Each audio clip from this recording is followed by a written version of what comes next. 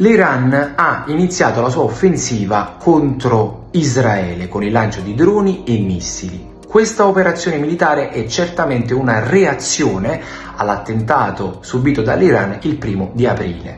Il 1° di aprile Israele aveva bombardato l'ambasciata iraniana a Damasco, uccidendo 14 persone, tra cui il generale iraniano Mohammad Reza Zahedi e il suo vice. Dal punto di vista del diritto internazionale la reazione iraniana è assolutamente legittima, appunto perché è una reazione e poi perché era stata preannunciata dalla Guardia Suprema iraniana Ali Khamenei nel suo discorso immediatamente successivo alla festa di Eid al-Fitr. Invece assolutamente non conforme al diritto internazionale è l'attentato messo a segno da Israele. Anzi, dico con forza che l'attentato israeliano va considerato proprio per definizione un attentato terroristico. Perché? Innanzitutto perché non è stato attaccato non è stata attaccata una base militare iraniana, ma è stata attaccata una ambasciata. Le sedi diplomatiche dal diritto internazionale vengono considerate inviolabili.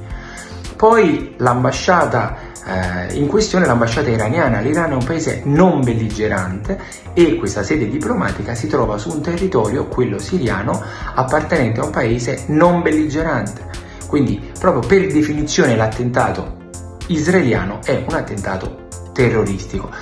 Inutile dire come nessun giornale italiano l'abbia chiamato con il suo nome, lo abbia definito attentato terroristico. È utile informare, insomma, per chi non lo sapesse, è utile dire che Israele non è nuovo a attentati del genere, perché spesso capita che va a bombardare di solito gli arsenali su territorio siriano. Oltre al fatto che Israele oltre a occupare tutta la Palestina, occupi anche una porzione del territorio siriano. Infatti le alture del Golan dal 1967 sono occupate da Israele.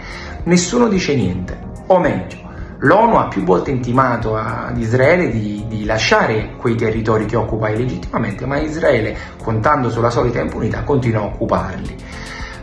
Oltre a ciò va anche ricordato come tutta la parte orientale della Siria sia occupata da circa una trentina, qualcosina meno, di basi americane. Quindi gli americani, oltre a sfruttare gratuitamente i giacimenti siriani, occupano territorio siriano con proprie basi militari.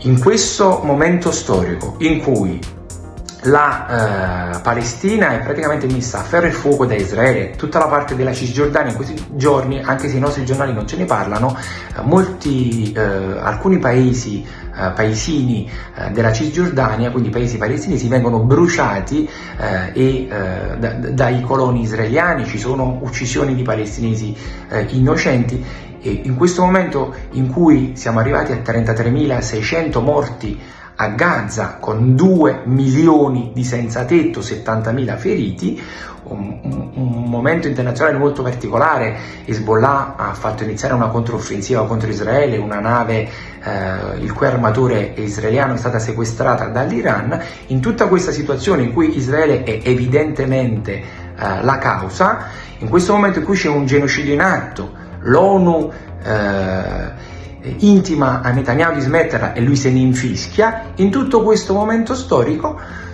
tutti i leader occidentali accusano l'Iran di minare la stabilità della regione e di minacciare la pace. Fa quasi ridere. E il ministro degli esteri israeliano ha chiesto che la Guardia Rivoluzionaria iraniana venga considerata terroristica, come un'organizzazione terroristica.